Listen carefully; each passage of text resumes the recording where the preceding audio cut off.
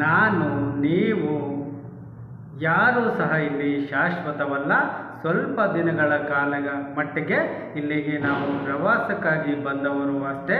ಯಾರು ಯಾವಾಗ ಇಲ್ಲಿಂದ ಹೊರಡುತ್ತೇವೆ ಎನ್ನುವ ಅರಿವು ಯಾರಿಗೂ ಇಲ್ಲ. ಮಾನವ ಸಮಾಜ ಶಾಶ್ವತ, ಈ ಸೃಷ್ಟಿ ಶಾಶ್ವತ.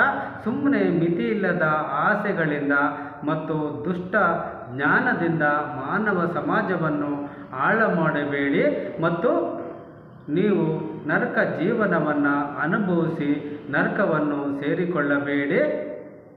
ಇಲ್ಲಿಗೆ ಬನ್ನಿ, ಉತ್ತಮ ಆತ್ಮಜ್ಞಾನವನ್ನು ಕಲಿತುಕೊಳ್ಳಿ.